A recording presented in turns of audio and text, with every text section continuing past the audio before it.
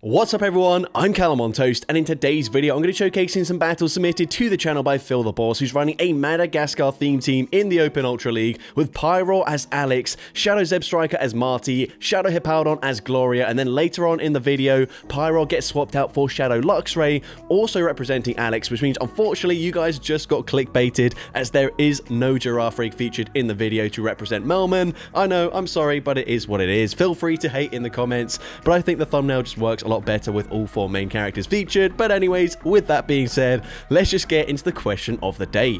Which other film or TV series would you like to see me build a theme team around for a future video? Let me know in the comment section down below, and with that being said, let's get into the battles now. Alright, so go into the first battle, leading Pyro into Donphan. So this is an awful matchup for us, and unfortunately we are ABA weak to ground, and our Zeb Striker is going to have an even worse matchup up against this Donphan. So we're forced to stay in. We go straight for a Flame Charge here. Flame Charge is going to be shielded, and the opponent does not commit to a full farm down.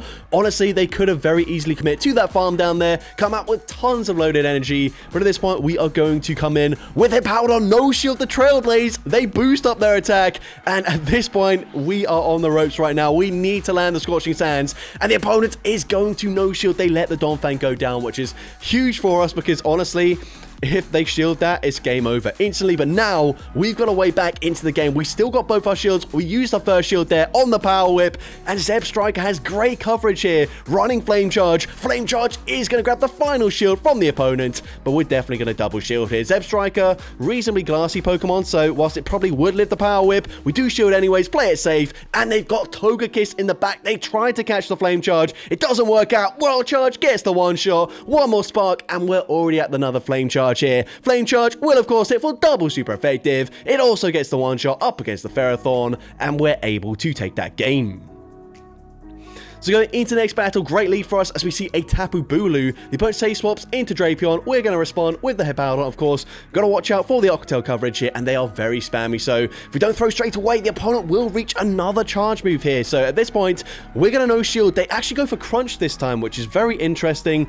Honestly, I don't know if Crunch does more damage than an Aquatel there. Of course, it does cost slightly more energy, but they do actually let it go down there. They allow us to maintain alignment, and we're still able to reach a Rock Weather Ball, which does some okay damage there. It's just a little bit of chip damage. We're now going to come back in with the Pyro, and the opponent's going to swap into a Greninja. So we bank a Flame Charge. We then swap into our Shadow Zeb Striker, and we are going to no shield the first charge move. The opponent baits with a Night Slash. That's a huge call for us, because of course Night Slash not going to do too much damage, but unfortunately Hydro Cannon probably would take out the Shadow Zeb Striker.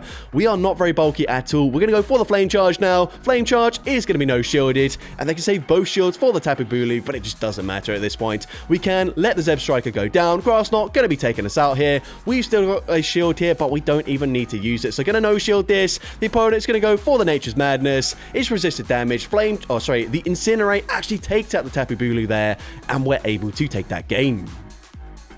But into the next battle, we see a Lantern in the lead. So this is not great for us. We're going to safe swap into Shadow Hippowdon here. And because Surf does cost more energy these days, we're actually able to reach a Scorching Sands, throwing on the CMP tie, winning CMP, and dealing huge damage. But not only that, we drop their attack with the Scorching Sands as well. So honestly, very good for us. They then swap into a Primeape. We are going to no shield this. Rage Fist does not quite get us the KO there, and we're still able to reach another Scorching Sands. So Scorching Sands, it's going to be shielded. This time, unfortunately, does not drop their attack, but we can come in with our Pyro, and the opponent just throws straight away. So this is just going to be another Rage Fist, which is double resisted.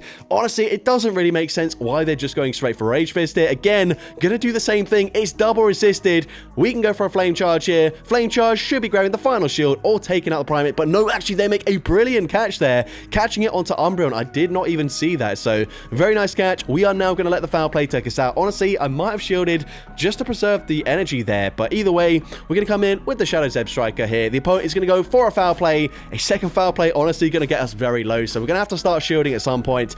We're going to fire for Flame Charge. Flame Charge is going to be no shielded by the opponent. Unfortunately, if they shield that, I think we get a very comfortable win. However, unfortunately, they go for a Foul Play here. They no shield. I think at this point, maybe just commit to a full Spark farm down, and potentially we can reach back-to-back Wild Charges up against the Primeape, and we do get the farm down there. They're going to come back in with the Primeape. I think we're just one Spark away from the back-to-back. We go for the first one, grab that final shield, and we do reach a second wild charge. Wild charge, of course, going to be massive overkill. It gets the KO there, but they still have the lantern. I actually completely forgot about that, and unfortunately, they're able to spark farm us down, and unfortunately, we do lose that game. But into the next battle, great lead for us as we're leading with Zeb Striker this time around, and we're going to see a Greninja in the lead. So we are going to shield the first charge move. The opponent baits once again with a Night Sash. However, we can fire off a flame charge bait of our own, and this is actually more energy than the wild charge. However, it will boost up our attack, and at this point, we are going to no shield. It's just another Night Sash bait, which is huge for us.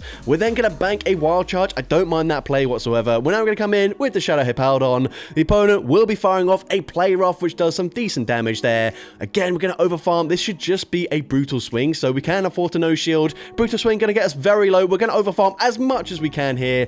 Very close to back-to-back Scorching Sands, but at least we will have a Weatherball Rock loaded if they come back in with Greninja, but they actually come in with a Tentacruel, so good play by the opponent there, but they end up shielding anyway, so it doesn't really matter. At this point, we can come in with Zeb Striker. Honestly, I probably would have thrown straight away, but maybe just pause for a split second there just to make sure they don't catch onto Greninja, but they don't catch anyways. We can come in with the Pyroar, just play it safe, use our shield here. The opponent, again, goes for Night Sash, but it doesn't really matter. Again, Incinerate takes out the Greninja, and we're able to take that game. But into the next battle, we've now got Shadow Luxray. Apparently, the Pyroar just wasn't working out very well, so I switched it up, but unfortunately, we are now ABA double Shadow Electric here.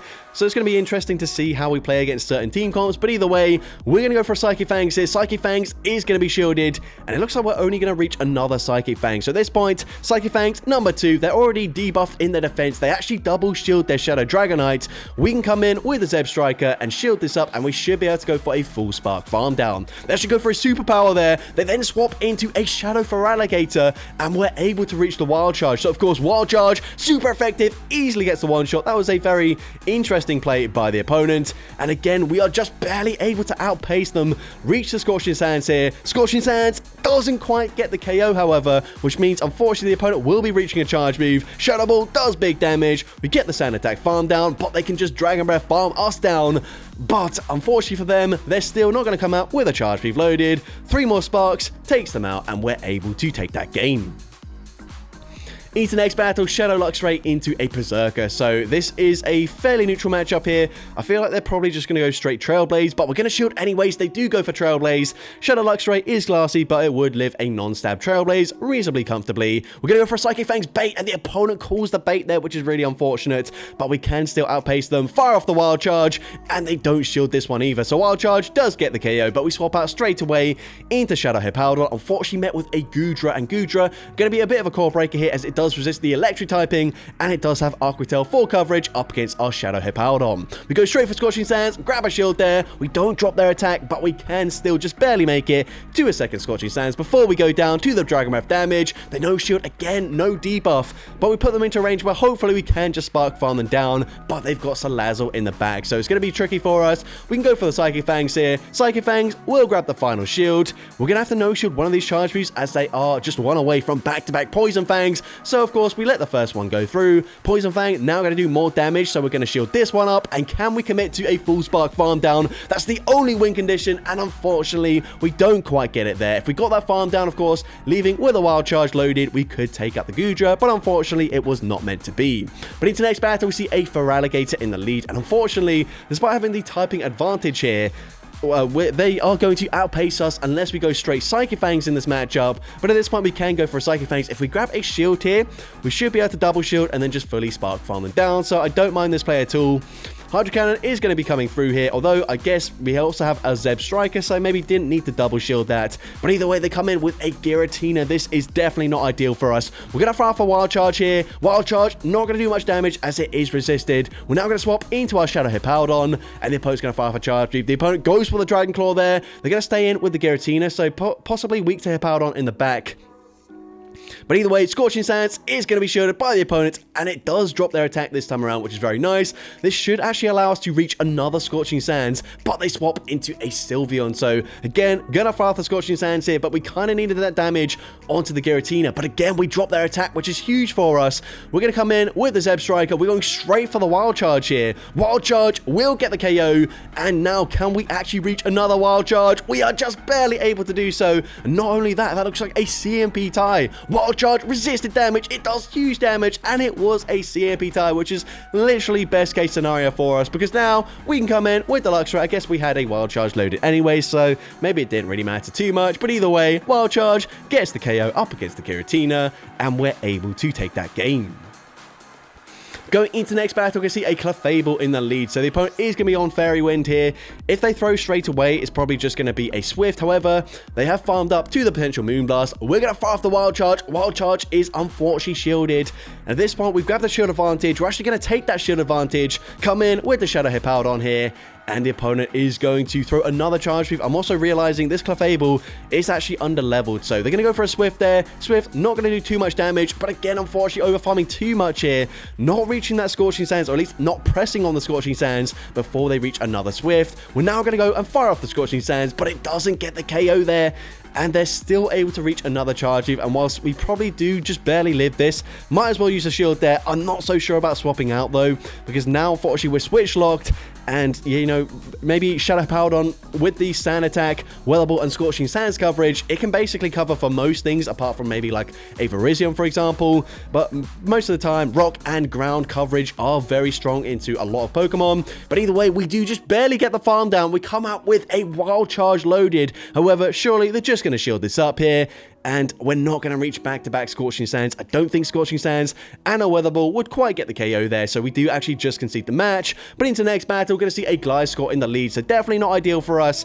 And definitely, since we are running, of course, two Ground-type Pokemon, or sorry, two Pokemon weak to the Ground typing, and then a Ground-type Pokemon also running Sand Attack as the fast move, which is going to be resisted up against this Flying-type Pokemon, but they go for an Aerial Ace there, which is very interesting. We're now going to fire off the Wild Charge, and the Spark damage actually gets the KO there. That is honestly bizarre. I did not expect Luxray to be coming out on top in that matchup, but either way, we're going to see a Ampharos. We're now going to come in with Hippowdon. They go for the Trailblaze. Again, I'm not really sure why we're not shielding a fairly obvious Trailblaze here, but either way, we're going to go for the Scorching Sands. Scorching Sands is going to be shielded.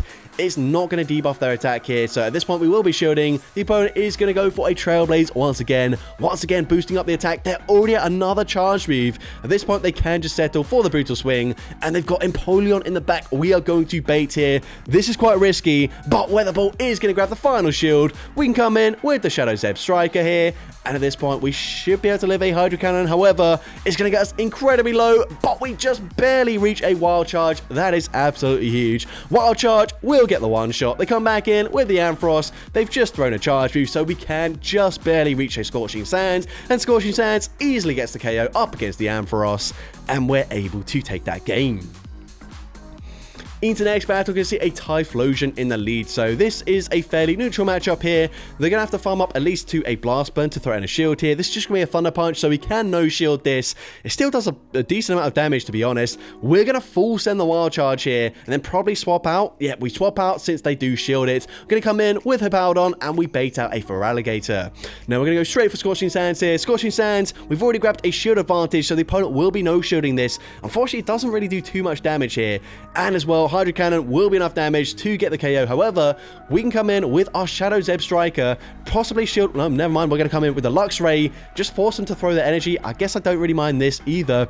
We now come in with the Zeb Striker, like I was saying before, and get that farm down there. And let's see, we've got a shield advantage. Can we make use of it here? The opponent's going to come in with the Typhlosion, and again, probably just going to go straight for a Thunder Punch. However, at this point, this is our final Pokemon, so we do kind of need to start shielding, and they've got Virizion in the back, so not ideal for us, but we do have Flame Charge. Flame Charge is going to be shielded by the opponent there.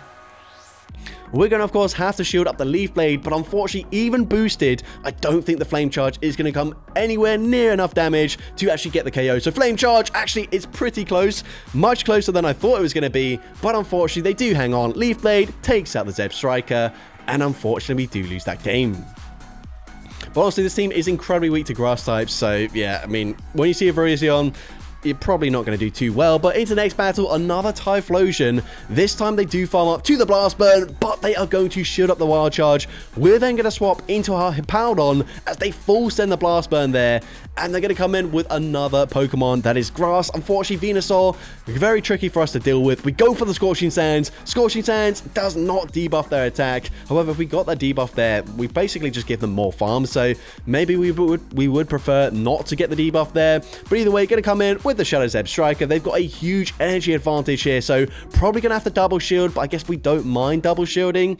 At this point, going to use our second shield there on the Frenzy Plant. The opponent then swaps into a Purified Feraligatr. I really like this play here. We are going to catch the Charge Move onto our Luxray. Now we can just farm to 100 energy, or well, pretty much 100 energy there. Go for the Wild Charge. Wild Charge gets the KO. They come back in with the Venusaur. We're now going to overfarm with the Zeb Striker. Fire off the Flame Charge. Flame Charge also going to get the KO. Wow, I can't even talk. And now we can fire off a boosted Wild Charge up against the Typhlosion. Shadow Zeb Striker absolutely popping off in the end game and taking that game. Into the next battle, we see a Purified Feraligatr once again, and pretty interesting here. Shadow Feraligatr is a very strong pick. Usually you will see just a regular Feraligatr, but Purified is pretty unusual to see, so I kind of want to see them full send a return, but it just doesn't make sense to throw a return there.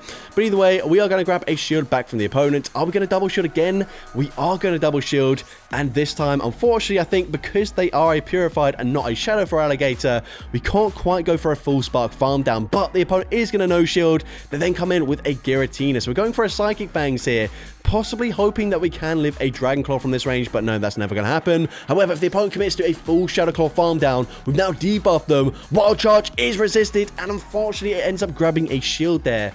I thought maybe we could be able to land it, but either way, the opponent's going to go and fire off a Charge Move. The opponent goes for a Dragon Claw. Dragon Claw not going to do too much damage in this matchup, but they are absolutely loaded on energy, so they fire off another Dragon Claw. They're going to reach a third Dragon Claw before we even reach a Scorching Sands. Dragon Claw number 3 gets us very low, and we're going to overfarm just a little bit, fire off the Scorching Sands. They are debuffed, remember. Scorching Sands gets the KO, but they've got Ampharos in the back.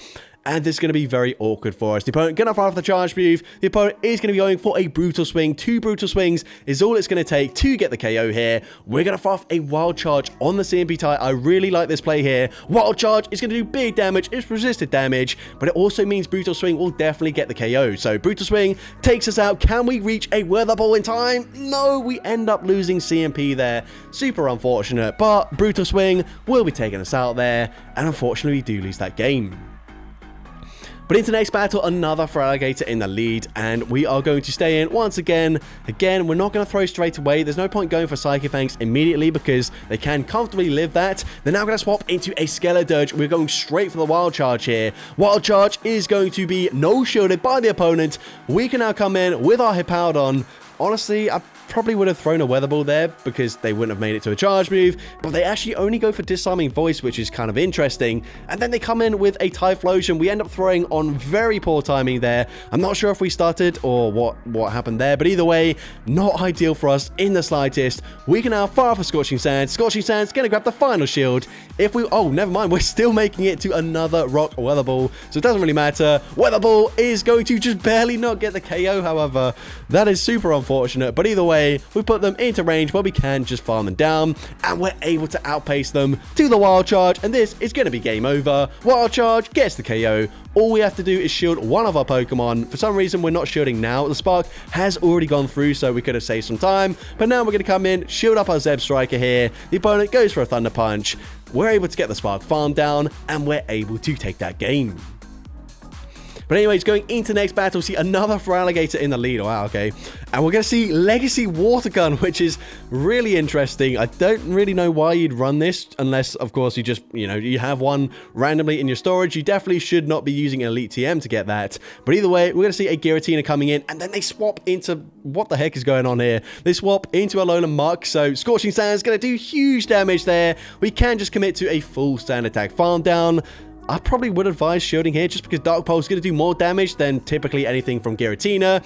However, we don't shield that. We're now going to shield this. So yeah, I don't really understand that play either. I guess they could have gone for a bait with Acid Spray. But either way, we're going to go for Scorching Sands. Scorching Sands is going to be no shielded. And at this point, we're looking to be in a fairly good position here. We should live a Dragon Claw from this range, still make it to the Psychic Fangs here. And this is kind of the safe play. They've still got 2 shields, so surely they have to start shielding at some point. And they are going to shield that. And Zebstrika, we should be able to take out a Giratina from this range, but they do have quite a significant energy advantage. So let's see. We are going to no-shield the first charge move. The opponent fires off the Dragon Claw there. They're already at another charge move, so actually this is looking a lot dicier than maybe I first thought. And they're already at another charge move. No way, Giratina, Dragon Claw doesn't get the KO though, and now we can come in with the Hippowdon, fire off the Rock Weather Ball here. This should grab the final shield, and then yes, of course, a Wild Charge, resisted damage or not, will be enough damage here to get the KO up against the Giratina. So we actually undercharge it, just go for a nice there, we get the KO, and we're able to take that game. But into the next battle, we see a Sylveon in the lead. So just going to stay in this matchup here. I assume we'll probably farm up to the Wild Charge, and we're just going to full send the Wild Charge here. So again, if we do see it shielded by the opponent, we're then going to Safe Swap into our Shadow Hippowdon, and the opponent's going to come in with a Dragon Breath Giratina once again. So honestly, not too bad to see the Giratinas aligned to our Hippowdon. And again, we drop their attack, which is very nice. At this point, we can afford to no-shield this. The opponent fires off the Dragon Claw there. We will very comfortably reach another Scorching Sands, and potentially reach another Weather Ball if they try to go for a full Dragon Breath farm down. So let's see, the opponent is going to actually... I don't know what happened there. Did we just barely get outpaced to the charge move? Either way, Dragon Claw gets the KO. We can come in with the Luxray, go for a resisted Spark farm down, and again, try to full send the Wild Charge. However, it is going to be outpaced by the Sylveon. We can now full send the Wild Charge here. Wild Charge is going to be no-shielded by the opponent. They've got Togekiss in the back, so we've got the type advantage in this matchup here. However, we're not throwing a charge move. We throw at the last possible second.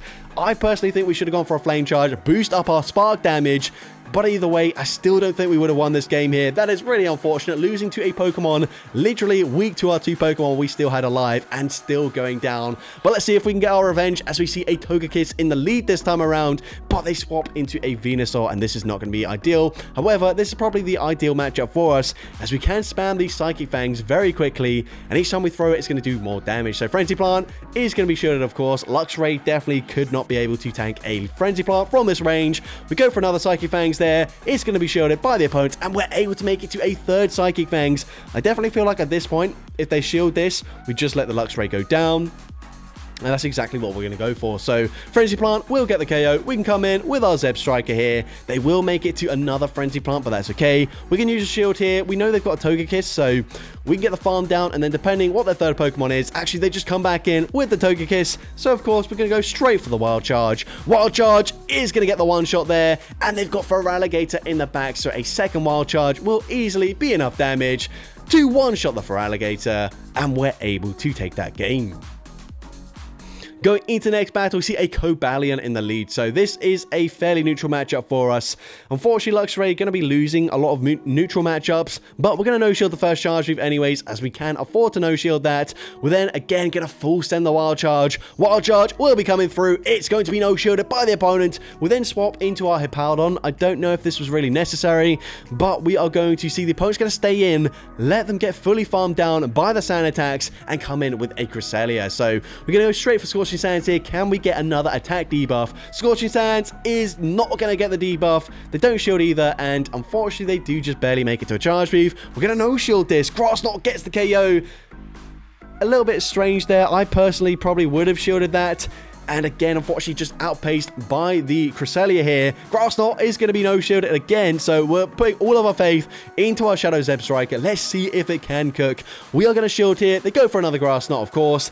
At this point, we're probably expecting another Grass Knot to be coming through. We're going to go for the Flame Charge. Flame Charge is going to be shielded, so possibly something very weak to Zebstrika in the back. So I think the play here is to let one move go through, go for a full Spark farm down, shield up the next charge move, have loaded energy, and let's see what Shadow Zebstrika can do in the end game. We've got so much energy, but they've actually got a Zygarde in the back. Literally the hardest water Zebstrika. I don't know why they bothered shielding Cresselia, and they shielded again. I guess they've just never seen this Pokemon, but you're going to see even a boosted Wild Charge does like I don't know, like 5% of their HP there. There was no way we could win that. Honestly, the opponent there should have just let the Cresselia go down. They had literally the hardest wall possible. But either way, into the final battle of this video, seeing another Typhlosion in the lead. They actually don't respect the damage. We can now swap into our Hippowdon, as we have, of course, just debuffed our defense by 2 stages. We're going to go straight for Scorching Sand. The opponent makes a very nice catch there.